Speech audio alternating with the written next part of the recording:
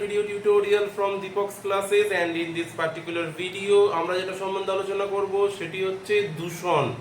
দূষণের বিভিন্ন রকমের প্রকারভেদ, বায়ু দূষণ, জল দূষণ, মৃত্তিকা দূষণ ও শব্দ দূষণ। এই সমস্ত রকম দূষণের কারণ সমূহ এবং এর বিভিন্ন রকমের প্রভাব, প্রকৃতিতে এর কি প্রভাব হতে পারে, মানব দেহে কি প্রভাব হতে পারে, সেই সমস্ত কিছু সম্পর্কে তোমরা জানতে পারবে ভিডিওটির মাধ্যমে। সেজন্য ভিডিওটিকে অবশ্যই শেষ পর্যন্ত দেখবে। ভিডিওটিকে লাইক করো, শেয়ার করো এবং আমার চ্যানেলে যারা নতুন এসছো অবশ্যই আমার চ্যানেলটিকে সাবস্ক্রাইব করো আরও নতুন এরকম ভিডিওস পাওয়ার জন্য। তো চলো প্রথমেই শুরু করব হচ্ছে আমরা পরিবেশ দূষণের সংজ্ঞা দিয়ে। দেখো, পরিবেশ দূষণ বলতে আমরা কি বুঝি না, দূষণের ইংলিশ ওয়ার্ড হচ্ছে পলিউশন। তাহলে পরিবেশ দূষণ আমরা কাকে বলবো না, প্রকৃতিতে যখন কোনো পদার্থ অবাঞ্ছিত এবং অত্যাধিক পরিমাণে যুক্ত হবে এবং সেই পদার্থটি আমাদের পরিবেশে যুক্ত হওয়ার ফলে আমাদের বিভিন্ন জীবকুলকে নানা রকমভাবে সংকটের সম্মুখীন হতে পারে, সেই সম্পূর্ণ পদ্ধতিটিকে বলা হবে পলিউশন বা দূষণ। এবার আমরা হচ্ছে এই পলিউশনের মধ্যে চারটে পলিউশন সম্পর্কে এই ভিডিওটিতে আলোচনা করব। প্রথমেই আমরা যেটা আলোচনা করব সেটি হচ্ছে বায়ু দূষণ। বায়ু দূষণের কারণ কি হতে পারে, বিভিন্ন বায়ু দূষকের নাম এবং বায়ু দূষণের ফলাফল সম্পর্কে হচ্ছে আমরা আলোচনা করব। প্রথমেই হচ্ছে আমরা যেটা আলোচনা করব সেটা হচ্ছে বায়ু দূষণের কারণ বা হচ্ছে কোন কোন পদার্থ বায়ু দূষণ করে থাকে। এই বায়ু দূষণ করার মধ্যে প্রথমে যেই পদার্থটা সম্পর্কে আমাদের পড়তে হবে সেটি হচ্ছে গ্রিনহাউস গ্যাস। গ্রিনহাউস গ্যাস, কোন কোন গ্রিনহাউস গ্যাস বায়ু দূষণ করে থাকে এর মধ্যে প্রধান হচ্ছে nitrous oxide, N2O, methane, CH4, CFC পুরো নাম তোমরা অবশ্যই জানো, ক্লোরোফ্লুরোকার্বন, এছাড়াও কার্বন মনোক্সাইড এবং কার্বন ডাইঅক্সাইড মুখ্য ভূমিকা পালন করে। এছাড়াও আরো দুটো উপাদান বর্তমান থাকে, একটা SO2 আর একটা হচ্ছে NO2। এবার এই উপাদানগুলো ছাড়াও, এই উপাদানগুলো কিন্তু গ্রিনহাউস গ্যাস নয়, এই উপাদানগুলো এর মধ্যে না লিখলেও হবে, আমরা পরে হচ্ছে লিখবো যে কোন কোন গ্রিনহাউস গ্যাস বায়ু দূষণ করে থাকে না। এই সমস্ত গ্রিনহাউস গ্যাসগুলি সাধারণত জীবাশ্ম জ্বালানি থেকে উৎপন্ন হয় এবং সেই সমস্ত জীবাশ্ম জ্বালানি থেকে উৎপন্ন এই গ্রিনহাউস গ্যাসগুলি কিন্তু বায়ু দূষণ করে থাকে। এরপর নেক্সট আমরা দেখব বায়ু দূষণের কারণের মধ্যে 2 নম্বর পয়েন্ট আমরা যেটা পড়বো সেটা হচ্ছে SPM। পরীক্ষায় অনেক সময় SPM এর ফুল ফর্ম লিখতে দেয়, suspended particulate matter. Particulate matter SPM এর পুরো নাম। এবার SPM কি, SPM এর আমরা তিনটে বৈশিষ্ট্য সম্পর্কে হচ্ছে আলোচনা করব যে SPM এর সংজ্ঞাটা কি হতে পারে। প্রথমেই হচ্ছে আমরা দেখব SPM এর সংজ্ঞার মধ্যে 1 নম্বর পয়েন্ট, এরা হচ্ছে সাধারণত ধোঁয়া বা হচ্ছে ধুলো বা কঠিন এরোসল প্রকৃতির হয়। তাহলে ধোঁয়া বা ধুলো বা কঠিন এরোসল, এরা কোথা থেকে উৎপন্ন হয়, এরা বেশিরভাগই উৎপন্ন হয় জীবাশ্ম জ্বালানি, যে গ্যাস জীবাশ্মকে জ্বালানি করার ফলে যে গ্যাস উৎপন্ন হয় সেখান থেকে এরা উৎপন্ন হয়। তাহলে উৎপন্ন হয় জীবাশ্ম জ্বালানি থেকে।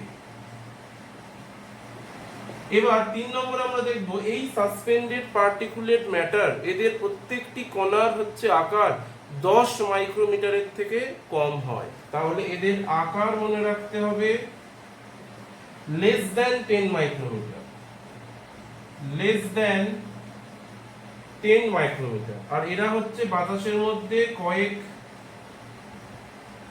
দিন থেকে কয়েক সপ্তাহ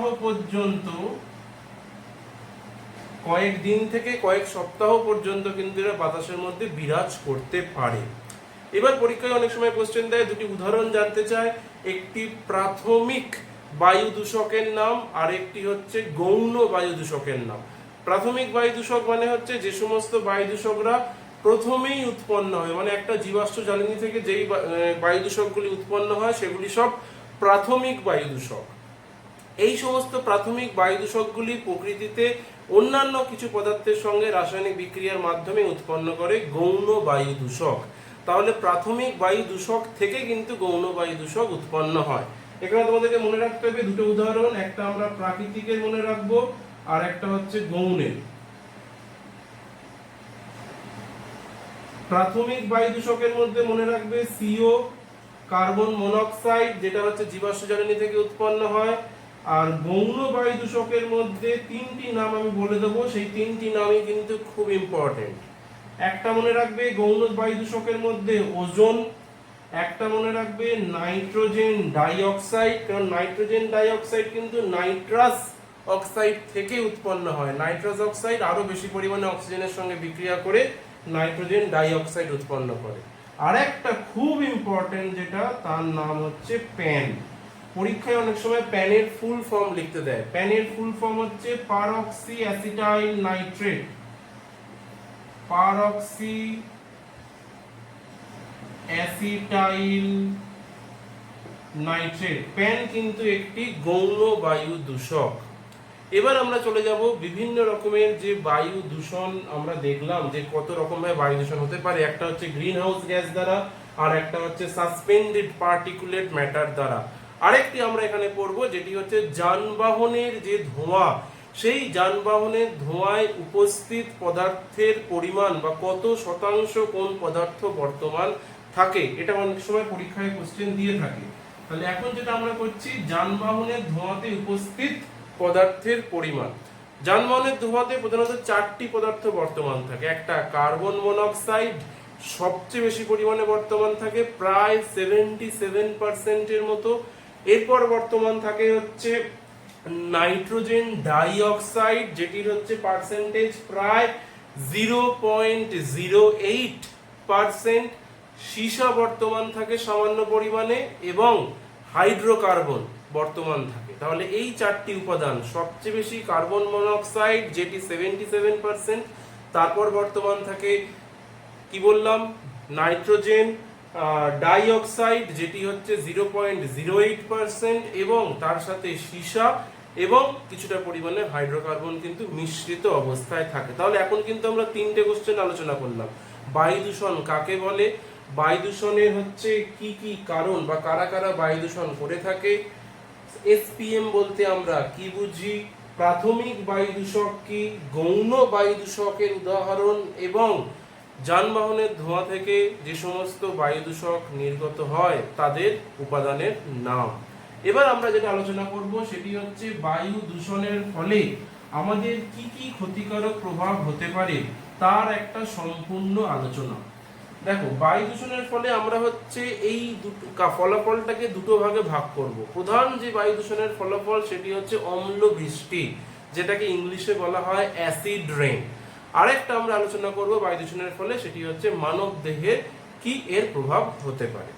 তো প্রথমে আমরা আলোচনা করব অ্যাসিড বৃষ্টি। অ্যাসিড বৃষ্টির জন্য বায়ু দূষকের মধ্যে দুটি উপাদান মুখ্য ভূমিকা পালন করে।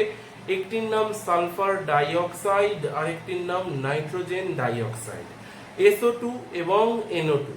এই দুটি উপাদানই কিন্তু বিভিন্ন রকমের শিল্পক্ষেত্র থেকে নির্গত হয়ে থাকে বায়ুর মধ্যে, যারা হচ্ছে হিউজ প্রচুর পরিমাণে মিশ্রিত হয়। এবার এই SO2 এবং NO2 বৃষ্টির জলের সঙ্গে বিক্রিয়া করে দুটি অ্যাসিড উৎপন্ন করে। একটি অ্যাসিডের নাম সালফিউরিক অ্যাসিড, আরেকটি অ্যাসিডের নাম হচ্ছে নাইট্রিক অ্যাসিড। এই সালফিউরিক অ্যাসিড ও নাইট্রিক অ্যাসিড যখন বৃষ্টির মাধ্যমে নেমে আসে ভূপৃষ্ঠে, তখন সেই সম্পূর্ণ পদ্ধতিটিকে বা সেই বৃষ্টিটিকে বলা হবে অ্যাসিড বৃষ্টি। তাহলে এই গেল অ্যাসিড বৃষ্টির সংজ্ঞা। পরীক্ষায় কোশ্চেন দেয় অ্যাসিড বৃষ্টি বলতে আমরা কি বুঝি। না, বায়ু দূষকের মধ্যে নাইট্রোজেন ডাইঅক্সাইড ও সালফার ডাইঅক্সাইড বৃষ্টির যে জল, সেই জলের সঙ্গে বিক্রিয়া করে যখন সালফিউরিক অ্যাসিড ও নাইট্রিক অ্যাসিড উৎপন্ন করে ভূপৃষ্ঠে পাতিত হয়, সেই রকম বৃষ্টিকে বলা হবে অ্যাসিড বৃষ্টি। আর যত এই বায়ুমণ্ডলে SO2 এবং NO2 মানে সালফিউরিক ডাইঅক্সাইড এবং নাইট্রোজেন ডাইঅক্সাইডের পরিমাণ বাড়বে, তত বৃষ্টির মধ্যে কিন্তু অ্যাসিডের পরিমাণও বাড়বে। এবার আমরা দেখব হচ্ছে এই অ্যাসিড বৃষ্টির কি কি ক্ষতিকারক প্রভাব হয়ে থাকে সেটি সম্পর্কে একটি সম্পূর্ণ আলোচনা। তাহলে এখন আমরা যেটা আলোচনা করছি সেটি অ্যাসিড বৃষ্টির ফলাফল, অ্যাসিড রেইন বা অম্ল বৃষ্টির ক্ষতিকারক প্রভাব।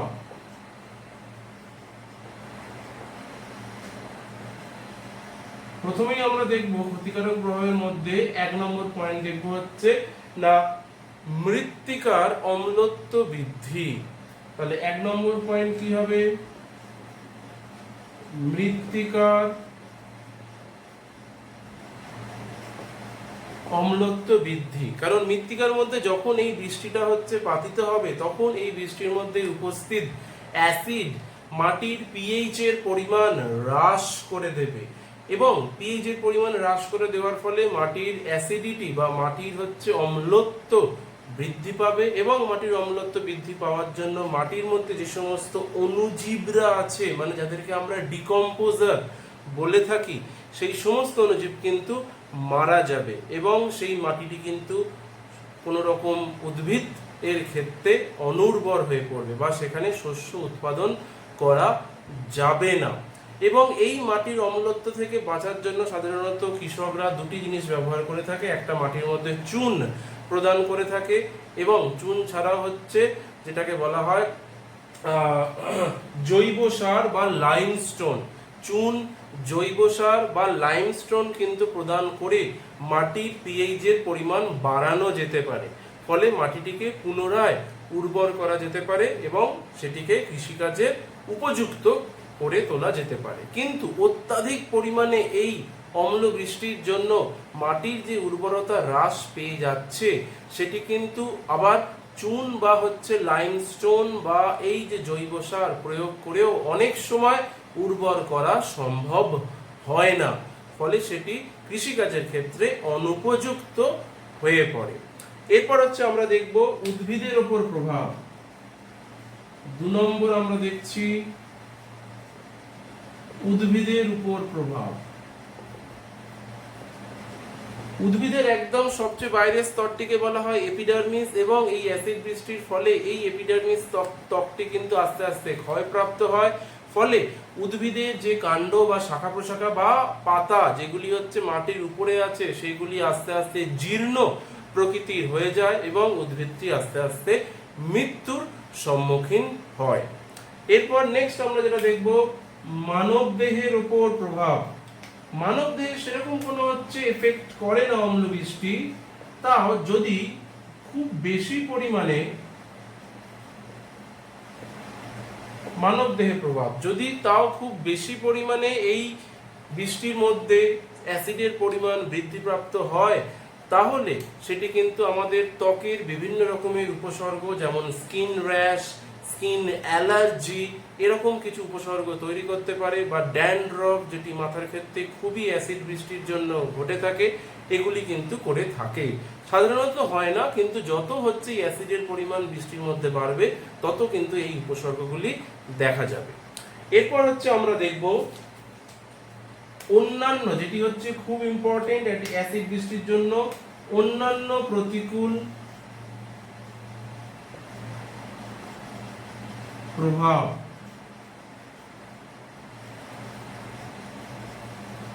অন্যান্য প্রতিকূল প্রভাবের মধ্যে আমরা দেখব যে সমস্ত স্মৃতিসৌধ, প্রাচীন ঐতিহাসিক স্মৃতিসৌধ যেগুলি সাধারণত মার্বেল পাথরের তৈরি, সেই সমস্ত মার্বেল পাথরগুলি কিন্তু এই অ্যাসিড বৃষ্টির সংস্পর্শে এসে ক্রমশ ক্ষয়প্রাপ্ত হচ্ছে এবং এদের গ্লো, এদের যে হচ্ছে জেল্লা সেই কিন্তু সেটি নষ্ট হয়ে যাচ্ছে। ফলে এই স্মৃতিসৌধগুলি, এই যে হচ্ছে ঐতিহাসিক মূর্তিগুলি যেগুলি মার্বেলের তৈরি, সেগুলি কিন্তু আস্তে আস্তে ক্ষয়প্রাপ্ত হচ্ছে এবং ভঙ্গুর প্রকৃতির হয়ে যাচ্ছে।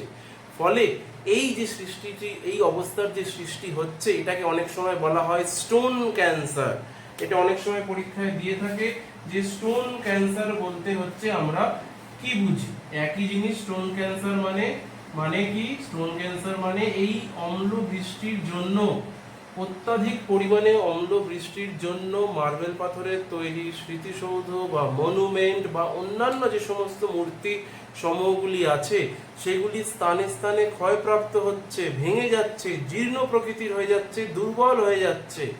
এই রকম মার্বেল পাথরের ক্ষত সৃষ্টি হওয়াকে কার জন্য? না এই অম্ল বৃষ্টির জন্য। একেই বলা হবে হচ্ছে স্টোন ক্যান্সার, যেটি কিন্তু খুবই ক্ষতিকারক এই মার্বেল দিয়ে তৈরি মনুমেন্টের জন্য। এখানে আমরা একটা হচ্ছে বিক্রিয়া করব, যেই বিক্রিয়াটাতে আমরা দেখতে পাবো যে কিভাবে এই মার্বেলগুলি ক্ষয়প্রাপ্ত হয়। দেখো মার্বেলের সাধারণত সংকেত কি? Calcium carbonate. তো এই ক্যালসিয়াম কার্বনেটের সঙ্গে যদি সালফিউরিক অ্যাসিডের বিক্রিয়া হয় তাহলে কি উৎপন্ন হবে? দেখো ক্যালসিয়াম সালফেট উৎপন্ন হবে, CaSO4, তার সাথে হচ্ছে কার্বন ডাই অক্সাইড এবং জল উৎপন্ন হবে। ফলে ক্যালসিয়াম কার্বনেটটি কিন্তু আস্তে আস্তে ক্ষয়প্রাপ্ত হতে থাকবে এবং মার্বেলটি দুর্বল হয়ে যাবে। এই গেল হচ্ছে অন্যান্য প্রভাবের মধ্যে। এবার সরাসরি বায়ু, যেটা তো হচ্ছে অ্যাসিড রেনের ফলে কি কি হলো। এবার সরাসরি আমরা দেখব সরাসরি এই বায়ু দূষকের মানবদেহে কি ফল। না এই যে বায়ু দূষক আমরা দেখলাম যে সমস্ত উপাদানগুলি, সেগুলিকে যখন আমরা হচ্ছে প্রশ্বাস কার্যের মাধ্যমে গ্রহণ করি তখন সেগুলি কিন্তু আমাদের ফুসফুসে প্রধানত 4টি রোগের সৃষ্টি করে। 1 নম্বর রোগ হচ্ছে ব্রঙ্কাইটিস, 2 নম্বর রোগ এমফাইসেমা, 3 নম্বর রোগ হাঁপানি এবং 4 নম্বর রোগ হচ্ছে অ্যাজমা।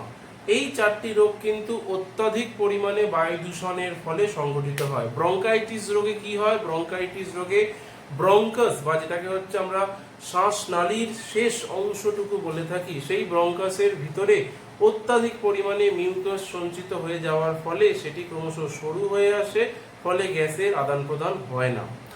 এমফাইসেমা রোগে কি হয়? না ফুসফুসের যে স্থিতিস্থাপকতা, সেই স্থিতিস্থাপকতাটি কিন্তু নষ্ট হয়ে যায়। মানে একবার ফুসফুস যে ফুলছে, অ্যালভিওলাই এর স্থিতিস্থাপকতা, আর একবার হচ্ছে অ্যালভিওলাই চুপসে যাচ্ছে, এই স্থিতিস্থাপকতাটি কিন্তু নষ্ট হয়ে যায়, ফলে সম্পূর্ণভাবে গ্যাসীয় আদান প্রদান ঘটে না। তাহলে এই 4টি রোগ তোমরা কিন্তু মনে রাখবে। একটা হচ্ছে এমফাইসেমা, একটা ব্রঙ্কাইটিস, একটা হচ্ছে বললাম হাঁপানি বা অ্যাজমা, এবং এছাড়াও অনেক ক্ষেত্রে কিন্তু নিউমোনিয়া পর্যন্ত সংঘটিত হতে পারে। আর অ্যালার্জি তো আমরা বললামই যে হচ্ছে যে সময় অনেক হচ্ছে পেশেন্টের থাকে ধুলোতে, যেটাকে বলা হয় ডাস্ট অ্যালার্জি। বেশি পরিমাণে ধুলো যদি তার প্রশ্বাস কার্যের মাধ্যমে ফুসফুসে প্রবেশ করে তাহলে তার বিভিন্ন রকমের হাঁচি বা কাশি বা অন্যান্য উপসর্গ সহ অ্যালার্জি দেখা দেয়। তাহলে এই গেল অন্যান্য হচ্ছে যে সমস্ত প্রভাবগুলি বায়ু দূষণের ফলে সংঘটিত হয়ে থাকে তার একটি সম্পূর্ণ ধারণা। এবার এখানে তোমাদের দুটো যন্ত্রের নাম মনে রাখতে হবে, যেই দুটি যন্ত্রের সাহায্যে বায়ু দূষণকে কিন্তু কমানো যেতে পারে। মানে যেইখান থেকে দূষিত বায়ুটি নির্গত হচ্ছে সেইখানে যদি ওই দুটি যন্ত্র আমরা লাগাতে পারি, দুটি যন্ত্রের মধ্যে যে কোনো একটি যন্ত্র, তাহলে আমরা বায়ু দূষণকে কমাতে পারবো। একটি যন্ত্রের নাম তোমাদের মনে রাখতে হবে যেটি ক্যাটালাইটিক কনভার্টার। পরীক্ষায় কোশ্চেন দেয় বায়ু দূষণ নিয়ন্ত্রণকারী দুটি যন্ত্রের নাম কি। একটা হবে ক্যাটালাইটিক কনভার্টার আর একটা ইলেকট্রোস্ট্যাটিক প্রেসিপিটেটর। আমি তোমাদের হচ্ছে লিখে দিচ্ছি বোঝার জন্য। একটা বললাম ক্যাটালাইটিক কনভার্টার, ক্যাটালাইটিক কনভার্টার, আরেকটা হচ্ছে যন্ত্রের নাম ইলেকট্রোস্ট্যাটিক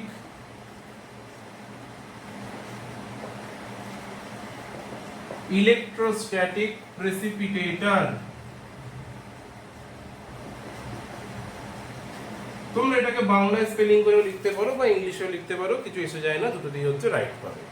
তাহলে এই গেল সম্পূর্ণ বায়ু দূষণ রূপে একটি আমাদের ধারণা। এবার আমরা যেটা আলোচনা করব সেটি হচ্ছে মৃত্তিকা দূষণ সম্পর্কে আলোচনা করব। মৃত্তিকা দূষণের কারণ কি, মৃত্তিকা দূষণের ফলাফল কি হতে পারে, মৃত্তিকা দূষণের ফলে কি কি রোগ আমাদের সংঘটিত হয়, সেই সমস্ত কিছু সম্পর্কে আমরা এখন জানতে পারবো।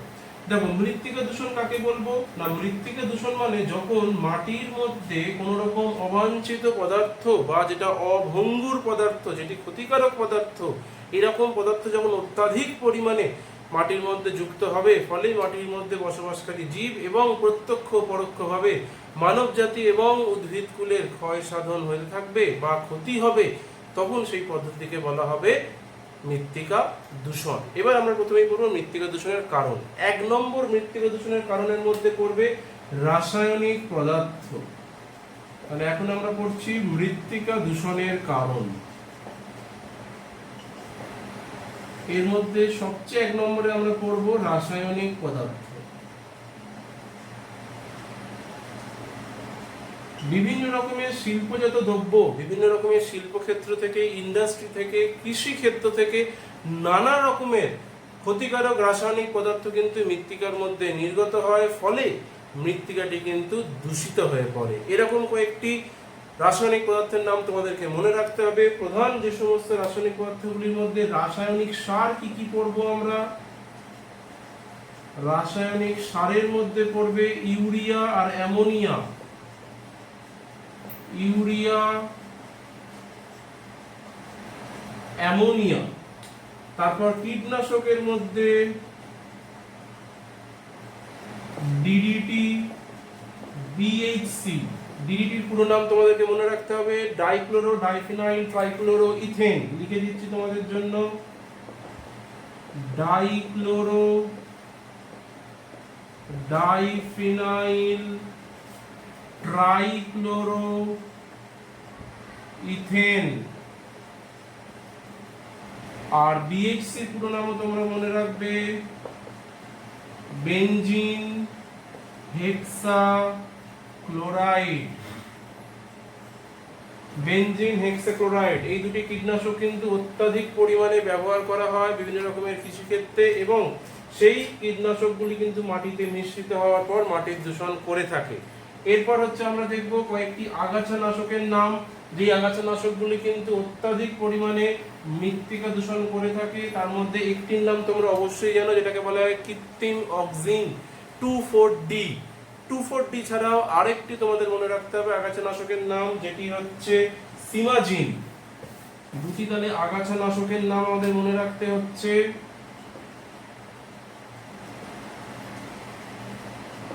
একটা 2,4-D আর একটা সিমাজিন। তাহলে এই যে তিনটে আমরা দেখলাম, একটা রাসায়নিক সার, একটা কীটনাশক আর একটা হচ্ছে আগাছানাশক, এই 3 রকমের পদার্থ কিন্তু মাটির মধ্যে নানাভাবে মিশ্রিত হয়ে মাটিকে কিন্তু দূষিত করে তুলছে।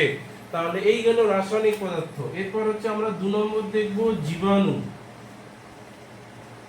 জীবাণু দ্বারা কি করে হচ্ছে মৃত্তিকা দূষণ সংঘটিত হয়ে থাকে ভেবে দেখো। হচ্ছে বিভিন্ন রকমের মৃতদেহ বা বিভিন্ন রকমের যে শিল্প দ্রব্যগুলি, যেগুলি বজ্র পদার্থ, সেগুলি কিন্তু মাটিতে ডাম্প করা হয়, মাটিতে হচ্ছে ফেলে দেওয়া হয়। সেই সমস্ত কিন্তু বজ্র পদার্থ থেকে জন্ম নেয় বিভিন্ন রকম ক্ষতিকারক মরণ জীবাণু, আর সেই জীবাণুগুলি কিন্তু মৃত্তিকাকে দূষিত করে তোলে এবং আমাদের মানব জাতি এবং উদ্ভিদ জাতিরও কিন্তু বিপদ ডেকে আনে। এরপর আমরা হচ্ছে সবচেয়ে গুরুত্বপূর্ণ বিষয় আলোচনা করব, এই মৃত্তিকা দূষণের ফলাফল, যেখান থেকে প্রচুর কোশ্চেন আসে থাকে শর্ট কোশ্চেন রূপে। এবং 2 নম্বরের একটি বড় কোশ্চেন আমরা দেখব, জৈব বিবর্ধন বলতে আমরা কি বুঝি। জৈব বিবর্ধনের ইংলিশ নাম হচ্ছে বায়োম্যাগনিফিকেশন, খুব ইম্পর্টেন্ট পরীক্ষার জন্য। প্রথমেই আমরা হচ্ছে কয়েকটি শর্ট কোশ্চেন আলোচনা করে নেব মৃত্তিকা দূষণের ফলাফলের মধ্যে। যে মৃত্তিকার মধ্যে অনেক সময় কিছু কিছু হচ্ছে ভারী ধাতু বর্তমান থাকে। ভারী ধাতু মানে যাদের ভর সংখ্যা বেশি। এই সমস্ত ভারী ধাতুগুলি যখন খাদ্যদ্রব্যের মাধ্যমে, সেটা উদ্ভিদ হোক বা প্রাণী হোক, আমাদের মানব দেহে প্রবেশ করে, তখন আমাদের নানা রকম রোগের কিন্তু উপসর্গ দেখায়। সেইখান থেকে কয়েকটি ভারী ধাতুর নাম এবং তাদের দ্বারা সৃষ্ট রোগের কিন্তু নাম আমাদেরকে মনে রাখতে হবে। প্রথমেই হচ্ছে তাহলে আমরা দেখছি মৃত্তিকা দূষণের ফলাফলের মধ্যে, মৃত্তিকা দূষণের ফলাফল এর মধ্যে 1 নম্বর দেখব যে ভারী ধাতু। ভারী ধাতুর উপস্থিতি। এই ভারী ধাতুর উপস্থিতির মধ্যে 1 নম্বর আমরা দেখব প্রথমেই যেটা, সেটা পারদ। 2 নম্বর দেখব হচ্ছে সীসা। 3 নম্বর দেখব ক্যাডমিয়াম। 4 নম্বর দেখব আর্সেনিক। এই চারটে কিন্তু আমরা হচ্ছে দেখব। পারদজনিত দূষণের জন্য যে ধরনের রোগটি আমাদের হয়ে থাকে সেটির নাম তোমাদের মনে রাখতে হবে মিনামাটা।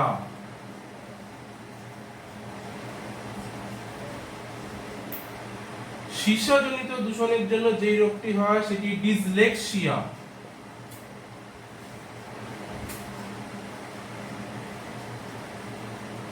ক্যাডমিয়াম জনিত রোগের জন্য যেটি হয় ইটাই।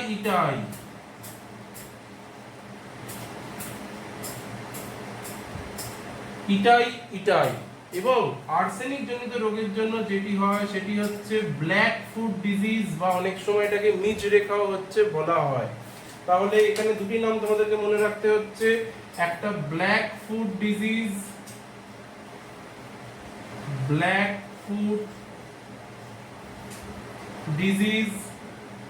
বা ব্ল্যাক ফুট বাংলায় লিখতে যখন রোগ লেখো, ইংলিশে লিখলে ডিজিজ লিখতে।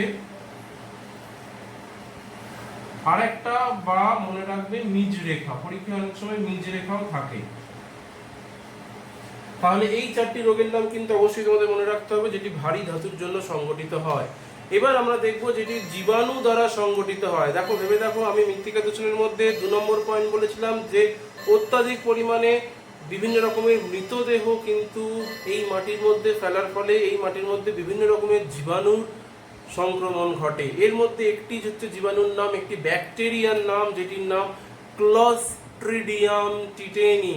আর আমরা যখন খালি পায়ে এই দূষিত মাটির উপর দিয়ে হেঁটে যাই, বা এই পায়ের মধ্যে, আমাদের পায়ের মধ্যে যদি কোনো ক্ষত সৃষ্টি হয়, সেই ক্ষত স্থান দিয়ে এই ব্যাকটেরিয়াটি কিন্তু আমাদের শরীরে প্রবেশ করে এবং আমাদের শরীরে যেই রোগটি করে তার নাম টিটেনাস। তাহলে এখানে ব্যাকটেরিয়াটার নাম মনে রাখবে, যেটি মৃত্তিকা দূষণের ফলে বেশি পরিমাণে মাটিতে থাকে, Clostridium tetany. Clostridium tetany underline করলাম, বৈজ্ঞানিক নাম। আর এটা আমাদের শরীরে যে রোগ করে সেটা হচ্ছে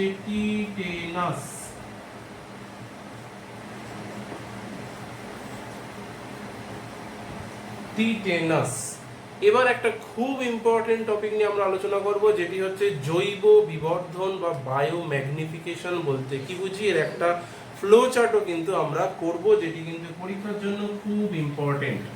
দেখো, জৈব বিবর্ধন মানে যদি কোনো জৈব অভঙ্গুর পদার্থ, মানে যেই জিনিসটা নন বায়োডিগ্রেডেবল, সহজে প্রকৃতিতে হচ্ছে মিশে যাবে না, এই রকম কিছু নন বায়োডিগ্রেডেবল বা যেটা হচ্ছে অভঙ্গুর পদার্থ যদি আমাদের খাদ্য শৃঙ্খলে প্রবেশ করে, এবং সেই খাদ্য শৃঙ্খলে প্রবেশ করার পর যদি সেটি প্রত্যেকটি খাদ্য শৃঙ্খলের ধাপে ধাপে তার পরিমাণ বাড়ে এবং সেটি আমাদের শরীরে সঞ্চিত হয়, তখন সেই সম্পূর্ণ পদ্ধতিটিকে বলা হবে বায়োম্যাগনিফিকেশন। এই বায়োম্যাগনিফিকেশনে একটি শব্দ কিন্তু খুব গুরুত্বপূর্ণ, যেটি হচ্ছে জৈব অভঙ্গুর পদার্থ।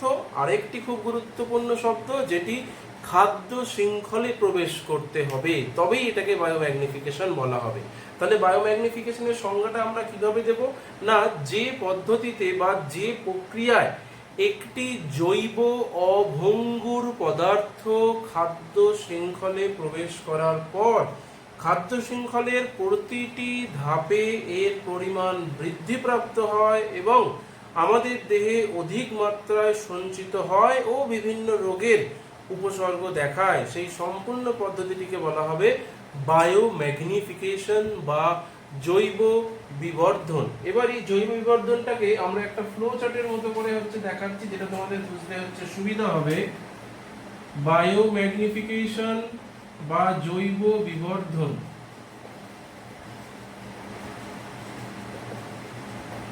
দেখো আমরা ধরে নিচ্ছি জলের মধ্যে ডিডিটি নিয়ে আমরা হচ্ছে এটা আলোচনা করব। ডিডিটি একটি জৈব অভঙ্গুর কীটনাশক, সহজে এটি কিন্তু পরিবেশের মধ্যে মিশে যায় না। জলের মধ্যে সাধারণত ডিডিটির পরিমাণ থাকে 0.01, এখানে একটা ইউনিট ব্যবহার করা হয় যেটাকে বলা হয় ppm। তাহলে জলের মধ্যে আমরা দেখছি জলের মধ্যে ডিডিটির পরিমাণ থাকে 0.01 ppm। এবার এই জলের মধ্যে যে সমস্ত ফাইটোপ্ল্যাঙ্কটন, দুটো হচ্ছে আমরা প্ল্যাঙ্কটন জানি, একটা ফাইটোপ্ল্যাঙ্কটন, একটা জু প্ল্যাঙ্কটন। ফাইটোপ্ল্যাঙ্কটন মানে যারা এককোষী সালোক সংশ্লেষকারী জীব, আর জু প্ল্যাঙ্কটন মানে যারা এককোষী, যারা ফাইটোপ্ল্যাঙ্কটনকে খায়, যারা হচ্ছে সালোক সংশ্লেষ করতে পারে না। তাহলে এই জলের মধ্যে যে 0.01 ppm ডিডিটি আছে, এটি ফাইটোপ্ল্যাঙ্কটনের দেহে কিন্তু বাড়বে। কেন না, ফাইটোপ্ল্যাঙ্কটন জলটাকে গ্রহণ করছে এবং জলের বিভিন্ন উপাদানগুলোকে ফাইটোপ্ল্যাঙ্কটনের মধ্যে সঞ্চিত হচ্ছে। সেই ফাইটোপ্ল্যাঙ্কটনের মধ্যে এই পরিমাণটাই দাঁড়ায় প্রায় 0.02 ppm এর কাছাকাছি। তাহলে ফাইটোপ্ল্যাঙ্কটন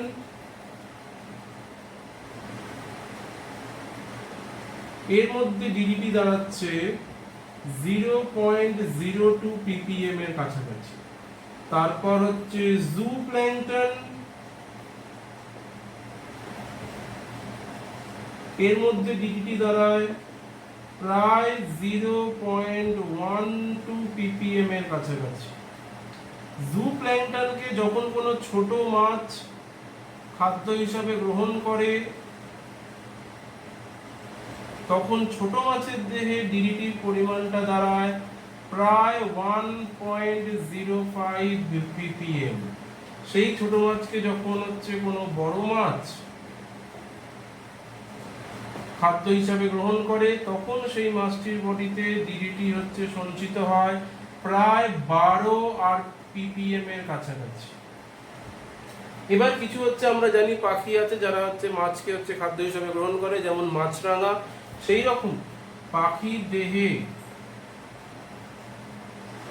ডিডিটির পরিমাণ দাঁড়ায় প্রায় 100 ppm এর কাছাকাছি। কেন না, এই মাছটিতে হচ্ছে এই পাখিটিতে হচ্ছে একটা মাছকে খাবে না, নিশ্চয়ই অনেকগুলি মাছকে খাবে তাদের জীবন দশায়, এবং এই প্রতিটি মাছের ডিডিটির পরিমাণ কিন্তু পাখিটির দেহে সঞ্চিত হতে থাকবে, ফলে ডিডিটির পরিমাণও কিন্তু বাড়বে। এবং পাখিটির থেকে যে হচ্ছে ডিম আমরা পাবো, তারও হচ্ছে মধ্যে ডিডিটির পরিমাণ প্রায় মোর দেন 100 ppm এর কাছাকাছি হবে। তাহলে দেখো প্রত্যেকটা হচ্ছে ধাপে ধাপে ডিডিটির পরিমাণ কিন্তু খাদ্য শৃঙ্খলে বৃদ্ধিপ্রাপ্ত হচ্ছে, এবং প্রত্যেকটা স্টেপে কিন্তু ডিডিটি খাদ্য শৃঙ্খলে সঞ্চিত হচ্ছে। এই রকম একটি পদ্ধতিকে বলা হবে বায়োম্যাগনিফিকেশন বা জৈব বিবর্ধন। মানে প্রত্যেক স্টেপে অ্যামাউন্টটা বিবর্ধিত হবে, প্রত্যেক স্টেপে অ্যামাউন্টটা বাড়বে, এবং এটি জৈব অভঙ্গুর পদার্থের ক্ষেত্রে প্রযোজ্য, কখনো জৈব ভঙ্গুর পদার্থের ক্ষেত্রে প্রযোজ্য হয় না, কারণ সেটি প্রত্যেক স্টেপে হচ্ছে নষ্ট হয়ে যায়, কি করে সঞ্চিত থাকবে। এবার এখানে তোমাদের হচ্ছে এই জৈব ভঙ্গুর এই বায়োম্যাগনিফিকেশন পরীক্ষায় অনেক সময় 2 নম্বরের একটি কোশ্চেন দেয় যে বায়োম্যাগনিফিকেশন বা বিবর্ধন বলতে হচ্ছে কি বোঝো। তাহলে এই গেল জল দূষণের বিভিন্ন রকমের ক্ষতিকারক দিক এবং বায়োম্যাগনিফিকেশন বলতে আমরা কি বুঝি। এবার আমরা চলে যাব হচ্ছে মৃত্তিকা দূষণের হচ্ছে বিভিন্ন দিক, আর মৃত্তিকা দূষণের ফলে হচ্ছে বায়োম্যাগনিফিকেশন বলতে আমরা কি বুঝি। এবার আমরা যাব হচ্ছে জল দূষণের দিকে, জল দূষণের কারণ, জল দূষণের হচ্ছে ফলাফল, সেই সমস্ত কিছু সম্পর্কে। দেখো জল দূষণের কারণের মধ্যে প্রথমেই যেটা আমরা আলোচনা করব সেটা হচ্ছে কলকারখানা থেকে হচ্ছে যে সমস্ত বর্জ্য পদার্থ হচ্ছে জলের মধ্যে অপরিশোধিতভাবে ফেলা হয় বা অপরিশোধিতভাবে নির্গত করা হয়, তার ফলে কিন্তু জল দূষণ সংঘটিত হয়ে থাকে। নেক্সট যে পয়েন্টটা আমরা দেখব সেটি হচ্ছে কৃষিক্ষেত্রের বর্জ্য পদার্থ। কৃষিক্ষেত্রে যে হিউজ পরিমাণে কীটনাশক এবং রাসায়নিক সার ব্যবহার করা হয়, সেই সমস্ত পদার্থগুলি কিন্তু জলের মাধ্যমে তার নিকটস্থ কোনো জলাশয়ে এসে পড়ে এবং সেই জলাশয়টিকে দূষিত করে তোলে। তাহলে জল দূষণের কারণের মধ্যে প্রথম পয়েন্ট আমরা দেখছি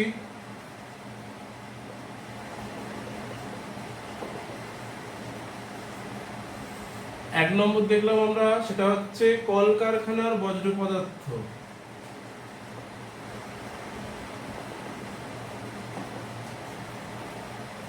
যে কলকারখানা থেকে বিভিন্ন রকমের বর্জ্য পদার্থ জলের মাধ্যমে বাহিত হয়ে আসে, তার মধ্যে কয়েকটি পদার্থের নাম তোমাদেরকে মনে রাখতে হবে এখানে। ক্লোরিন, কস্টিক সোডা মানে সোডিয়াম হাইড্রোক্সাইড, সীসা, এছাড়াও বর্তমান থেকে সায়ানাইড, ফেনল, ক্যাডমিয়াম, ক্রোমিয়াম, এরকম কিন্তু অন্যান্য অনেক ক্ষতিকারক পদার্থ কলকারখানার বর্জ্য পদার্থতে বর্তমান থাকে। এবার এই সমস্ত বর্জ্য পদার্থগুলি যখন জলের মধ্যে মিশ্রিত হয় তখন জলটি দূষিত হয়। তারপর আমরা দেখেছি কৃষিক্ষেত্রে বিভিন্ন রকমের বর্জ্য পদার্থ, এর মধ্যে আমরা দেখেছি কীটনাশক হতে পারে, কীটনাশকের মধ্যে ডিডিটি দেখেছি, বিএইচসি পড়েছি, আরেকটা নাম আমরা এখন জানবো যেটা হচ্ছে এন্ড্রিন আর ফলিডল। এন্ড্রিন আর একটা ফলিডল, এই সবগুলি কিন্তু কীটনাশক। 1 নম্বর, 2 নম্বর, 3 নম্বর, 4 নম্বর, এগুলো কীটনাশক। আর রাসায়নিক সারের মধ্যে ইউরিয়া ও অ্যামোনিয়া, এগুলি কিন্তু জলের মধ্যে মিশ্রিত হয়ে জলকে দূষিত করে। এরপর হচ্ছে বিভিন্ন রকমের জীবাণু। জীবাণু মানে কি না, বিভিন্ন রকমের স্বাস্থ্যকেন্দ্র থেকে বা হসপিটাল থেকে, স্বাস্থ্যকেন্দ্র বা বিভিন্ন রকমের যে হসপিটাল থেকে, সেইখান থেকে যে সমস্ত বর্জ্য পদার্থগুলি নির্গত হয় সেগুলিকে কিন্তু সরাসরি কোনো নিকটস্থ জলাশয় বা নদীর মধ্যে ফেলা হয়, ফলে সেই জলাশয়টি কিন্তু দূষিত হয়ে থাকে।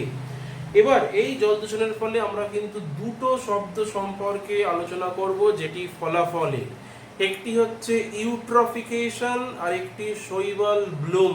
পরীক্ষায় দুটি কোশ্চেন কিন্তু 2 নম্বরে দিয়ে থাকে। ইউট্রফিকেশন ও শৈবাল ব্লুম বলতে কি বোঝো? আর এই দুটো শব্দই কিন্তু জল দূষণের সঙ্গে সম্পর্কিত।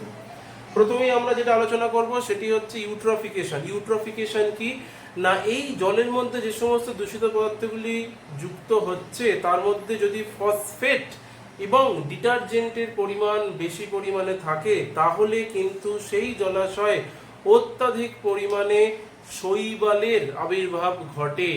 এই শৈবালের আবির্ভাবকেই বলা হবে কিন্তু শৈবাল ব্লুম, মানে অত্যাধিক পরিমাণে শৈবালের সৃষ্টি হয়।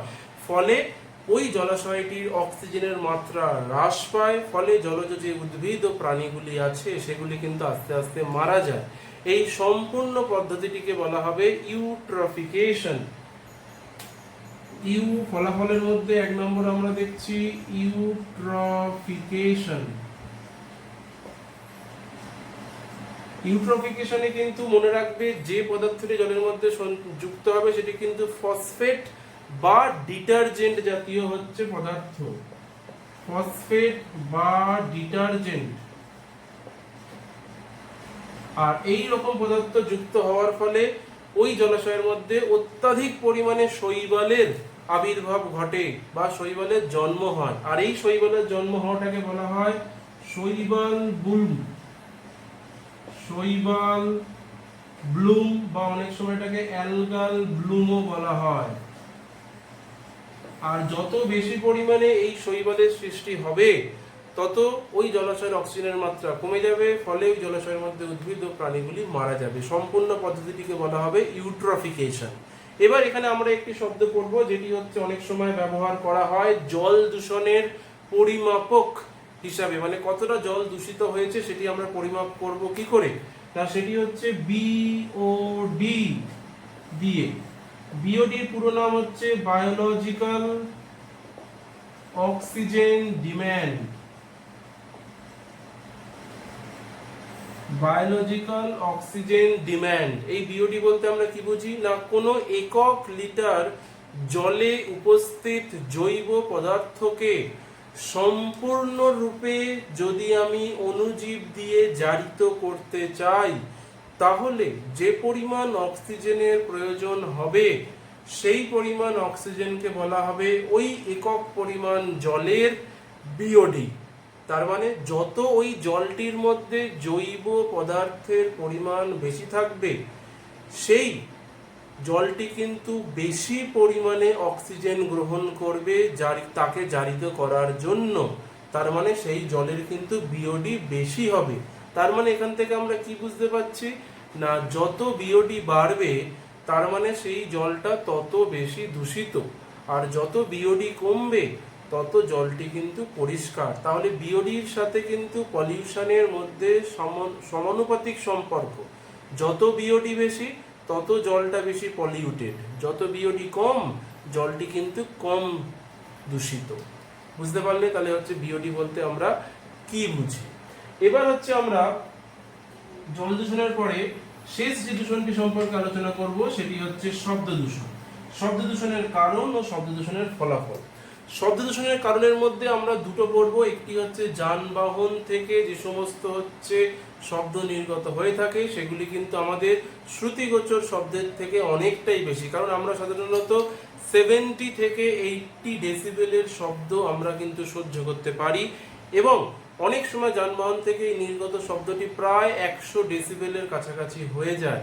তখন কিন্তু সেই শব্দটি আমাদের শ্রবণ যন্ত্রের পক্ষে অনেক ক্ষতিকারক হতে পারে। এইটি গেল একটা যানবাহন থেকে। এছাড়াও বিভিন্ন রকমের যে কলকারখানা বা ইন্ডাস্ট্রি বা যেখানে হেভি ওয়েটের হচ্ছে কাজকর্ম করা হয় সেখান থেকেও কিন্তু নানা রকমের শব্দ দূষণ সংঘটিত হয়ে থাকে। তোমরা দুটো পয়েন্ট পড়বে শব্দ দূষণের মধ্যে, একটা যানবাহন থেকে, আরেকটা তোমরা বলতে পারো হচ্ছে শিল্প থেকে। শিল্পের মধ্যে হচ্ছে 3টে কারখানা তোমরা বলবে, একটি ইঞ্জিনিয়ারিং যন্ত্রপাতির কারখানা, একটি বলবে নিউজ পেপার প্রেস যেখানে নিউজ পেপার ছাপানো হয়, আরেকটি তোমরা পড়বে হচ্ছে টেক্সটাইল কারখানা, সেখান থেকে কিন্তু হচ্ছে বেশি পরিমাণে শব্দ দূষণ হয়ে থাকে। শব্দ দূষণের ফলাফলের মধ্যে হচ্ছে একটা মানব দেহে হচ্ছে শব্দ দূষণের ফলাফল পড়বো, আর একটা হচ্ছে অন্যান্য প্রাণী দেহে। মানব দেহে শব্দ দূষণের ফলাফলের মধ্যে দুটি আমরা জায়গায় ফলাফল দেখবো, একটা হচ্ছে শ্রবণ যন্ত্রে আর একটা হৃদযন্ত্রে। অত্যাধিক পরিমাণে ও দীর্ঘদিন ধরে যদি এই 100 ডেসিবেল 100 ডিবি 100 ডেসিবেল অপেক্ষা যদি সাউন্ডের শব্দের তীব্রতা আমরা হচ্ছে শুনি, তাহলে সেক্ষেত্রে কিন্তু আমাদের শ্রবণ যন্ত্রটি সম্পূর্ণরূপে খারাপ হয়ে যেতে পারে এবং আমাদের মস্তিষ্কের স্মৃতিশক্তিও কিন্তু লোপ পেতে পারে ও বধিরতাও সৃষ্টি হতে পারে। হৃদযন্ত্রের প্রভাবের মধ্যে আমরা দেখব হচ্ছে আমাদের হৃদস্পন্দন বেড়ে যায় এবং রক্তচাপও কিন্তু বৃদ্ধিপ্রাপ্ত হয়।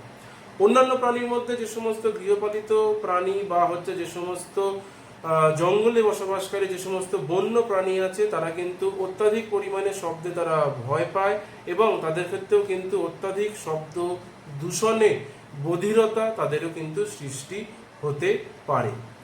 এই গেল হচ্ছে সম্পূর্ণরূপে শব্দ দূষণের কারণ ও ফলাফল। এবার বায়ু দূষণের ক্ষেত্রে আমি একটি তোমাদের রোগের নাম বলতে হচ্ছে আমি মিস করে গেছি, সেই রোগের নামটি তোমরা মনে রাখবে, সিওপিডি। সিওপিডির full form chronic obstructive pulmonary disease. Chronic মানে মনে রাখবে যেটা দীর্ঘদিন ধরে হয়ে আসছে, পালমোনারি মানে হচ্ছে যেটি অবস্ট্রাকটিভ মানে যেটি বাধাদানকারী, পালমোনারি মানে ফুসফুসীয়, আর ডিজিজ মানে রোগ। এটি হচ্ছে কি অনেক দিন ধরে যখন একটি ব্যক্তি বায়ুর বিভিন্ন রকমের দূষকগুলিকে গ্রহণ করছে তখন হচ্ছে ফুসফুসের যে সমস্যার সম্মুখীন হয়, ফুসফুসের ব্রঙ্কাসগুলি সরু হয়ে আসে, অ্যালভিওলারের কার্যকারিতা কমে যায়, গ্যাসীয় আদান প্রদান কমে যায়, ফলে অনেকগুলি উপসর্গকে একসাথে বলা হয় ক্রনিক অবস্ট্রাকটিভ পালমোনারি ডিজিজ। এই ক্রনিক শব্দটি কিন্তু বিভিন্ন ক্ষেত্রে ডাক্তাররা ব্যবহার করে থাকে। এই ক্রনিক শব্দের মনে রাখবে অপোজিট যে শব্দটি সেটি হচ্ছে অ্যাকিউট। মানে কোনো রোগ যদি হঠাৎ করে সৃষ্টি হয় তখন তাকে বলা হবে অ্যাকিউট মানে তৎক্ষণাৎ, আর ক্রনিক মানে যেই রোগটি দীর্ঘদিনের ফলে সৃষ্টি হয়েছে তাকে বলা হবে ক্রনিক ডিজিজ। কিছু কিছু রোগ হয় অ্যাকিউট, কিছু কিছু রোগ হয় হচ্ছে ক্রনিক।